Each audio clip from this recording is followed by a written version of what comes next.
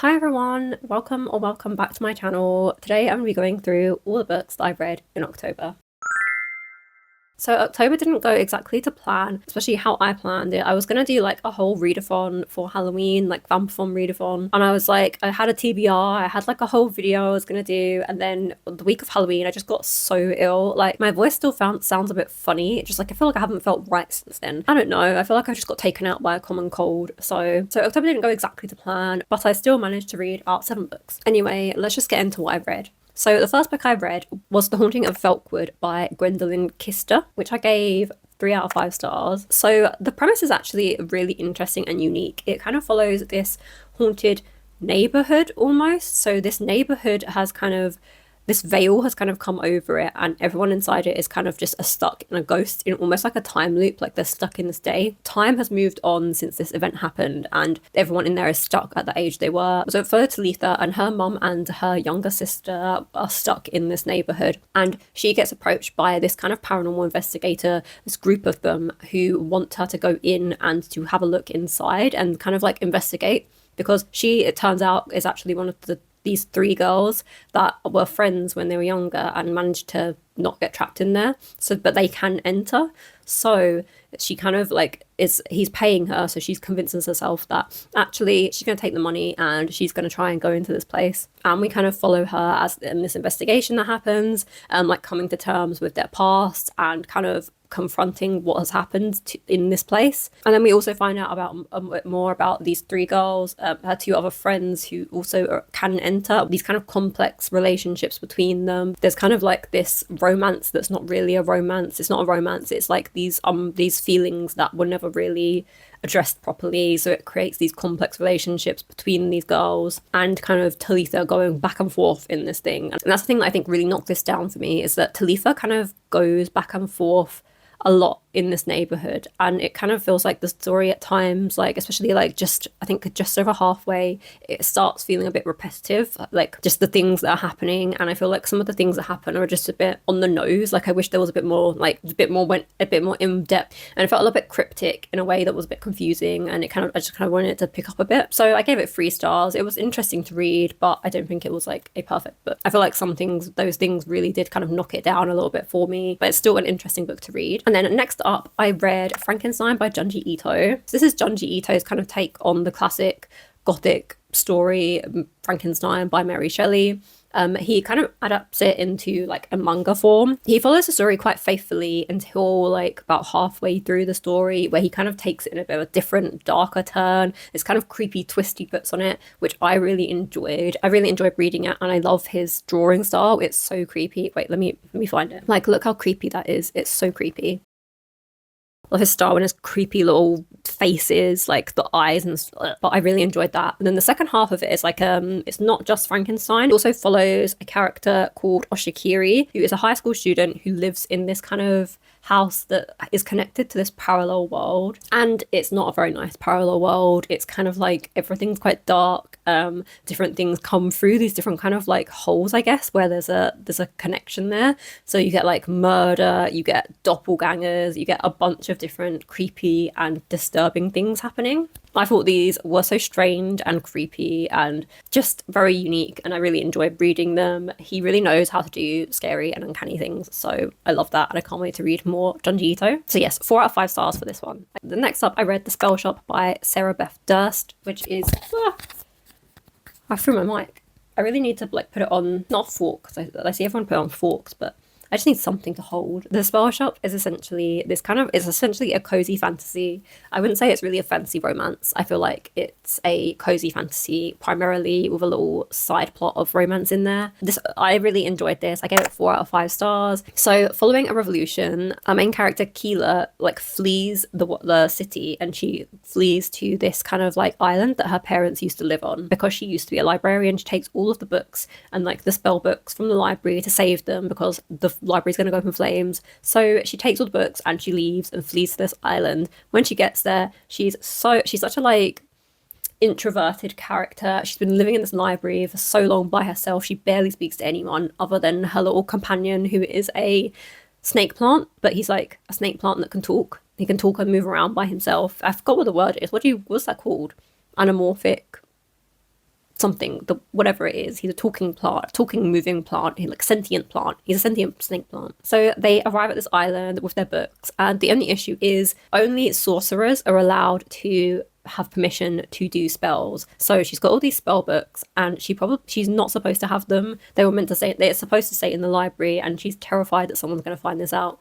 So she kind of is just trying to survive on this little island. She gets to know all the people there and tries to kind of keep it a secret, but also use magic to kind of help the people on the island. And you kind of get to know all the different little characters. There's all these different fantasy characters while trying to keep all of her magic under wraps, and she gets herself into some trouble doing those things. But it's very charming, very wholesome, very cutesy. I would say that the pace is very slow. It's set to kind of introduce you to these characters, this world, the magic. We follow Keela as she is like learning the magic.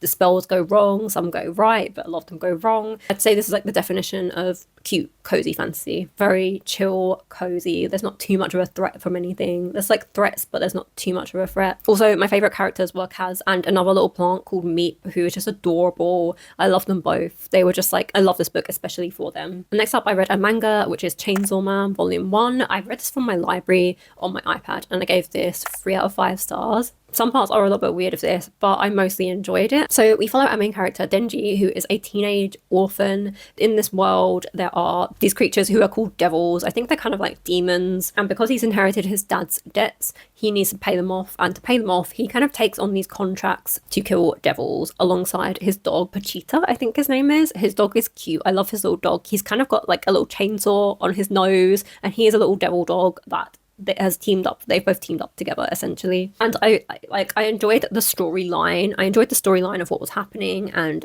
following Denji and this kind of world, and you kind of get introduced as the story goes along to these different organizations in this world, and it was quite intriguing as the story goes along. But the one thing that's a bit weird is that you have to accept that you're following a teenage boy who is very immature and also very inexperienced in things, and you think, you know, teenagers are very hormonal, and he basically just wants to touch some boobs. Like some of the story is just, I knew this before going in, and I think I put off reading this because I was a bit like, it sounds a bit, it's just not, sounds a bit teenage and a bit like, you know, teenage boy, which I am not. But it's done in a kind of like humorous way, so as long as you can kind of get over it, and you know, and you kind of expect that, you can just like, you can kind of get over it a little bit and enjoy the rest of the story. I don't think it detracted from it too much for me. But yes, I'm excited to read on. And then next up, I read My Best Friend's Exorcism by Grady Hendrix, which I gave 4 out of 5 stars. It's kind of a coming of age novel following these two friends, Gretchen and Abby. And as the title says, one of them kind of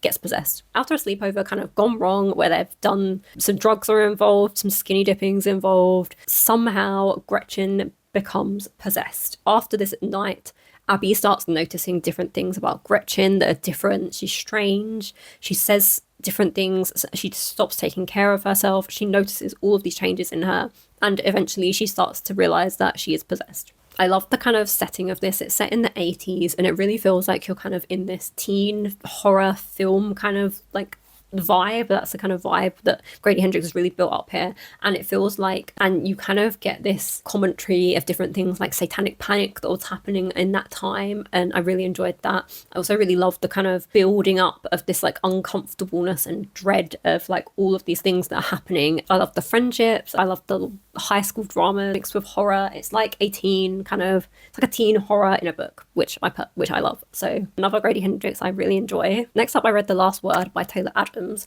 which the premise of this is it's a thriller about a woman who leaves a bad review for an author, and he kind of, you know, doesn't take it too well. They get into a little back and forth, and then she realized that actually she's being stalked in her house. So we follow Emma, and she has upped her life, and she is living in this tiny little cabin in the middle of nowhere for reasons that we're not completely made aware of. She's in this cottage, she's isolated, she doesn't want to see anyone, and strange things start happening. There's been reports of creepy things happening. She thinks she sees a man in the house, she thinks she sees something moving outside, but I feel like the atmosphere was done very well. I feel like at times the book felt a bit too long. It felt like when I got to the halfway point, I was like, what's gonna happen? Like, so much had happened that I was like, what else is gonna happen in this? Like, it feels like there can't be that much more.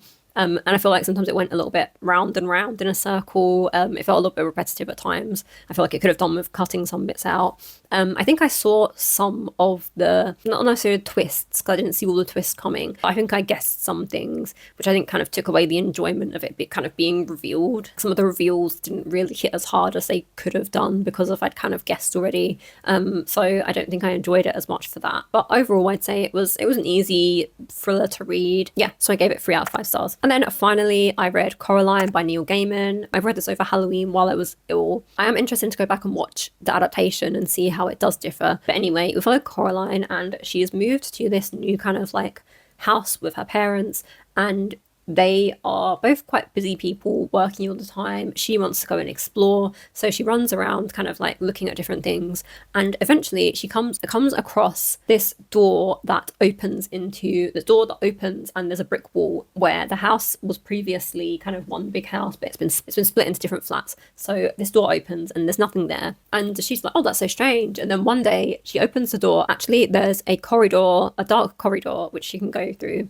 and she goes through the corridor, and there's the kind of classic parents who have the buttons on their eyes. It's like the other mother, I think she's called. And essentially Coraline has to figure out a way to escape from this other world and this other mother after the other mother takes her parents hostage because she wants Coraline to come and live with her. It was creepy. I liked Coraline. She was very brave and like adventurous as a character, and I feel like I really like that, especially because it's a children's book. I feel like it's really nice to see a brave little girl doing all these things and not being too scared of all these horrible things that are happening. You wouldn't have caught me doing those things as a child, that's for sure. But I really enjoyed it, and I gave it 4 out of 5 stars. And that's everything that I read in October. I feel like I had a really good reading month, actually. I read a lot of horror, I read a lot of creepy things, and I can't wait to continue on. I feel like I'm going to continue reading all of my horror books into November, and then try and maybe read some festive books. But it's so close to the end of the year. My next video will probably be all the books I'm going to read in November, and also for the rest of the year that I'm going to try and get to, because I read about six books a month on average, I'd say. So I'm probably only got like another 12 books. Probably means all of those 24 books I want to read in 2024 aren't going to get read. So we'll have to try and prioritize that. Anyway, thanks for watching. Let me know if you've read any of these, or if any of these are on your TBR, if you're interested in any of them, and I will catch you in my next video. Remember to give this video a like if you enjoyed, and subscribe if you want to see more from me. Thanks for watching. Bye!